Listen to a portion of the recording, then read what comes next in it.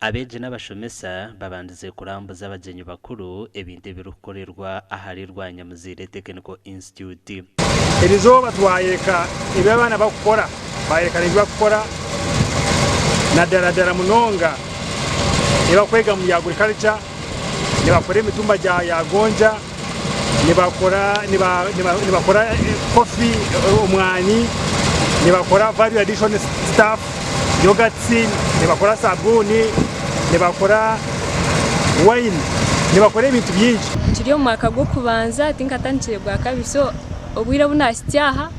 basize kwingo rutoke ryo meza 5 kandi ni expectinga kusharura uko mukwa kashatu kuba ninge kitoki abanyakazo nabashaba okutamana mu itendekero ry'eby'emukonedi ahabo kubandyo ryonka eryo murakazo kanya ko munyakazo na mnonga ko mufrecherwa wakazo tangu kanso nimpuro kushemerwa mnonga kushanga mutekero ku school babiri bagaba umushagwa kwata yazo mu nanka yaje mu area yanje tuza kuyambi bayamba bagire bakora ki ibayega barabasa kwikosa mu komisho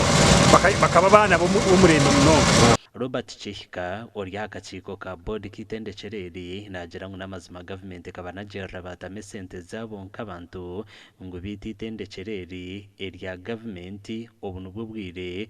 okubafaho education department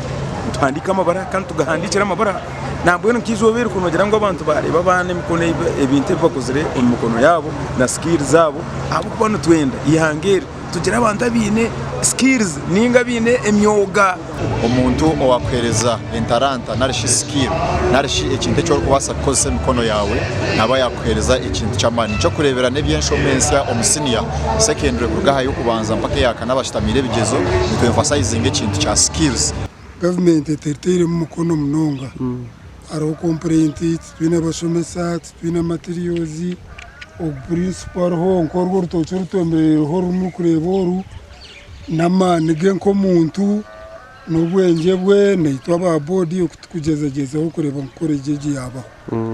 itendekereri ryine myaka mukaga bitite ryine bashomesa barukumara amashanyarazi amizi hamwe na n'ibindi byetengo ebirukwetengo koresa ubwo mukushomesa by'emakono nutusaba ngo abayigure baturikiriza bakwasa ko bambariye ba TVH baturetera equipments bakaturetera amashanyarazi bakaturetera wage bakatwabashomesa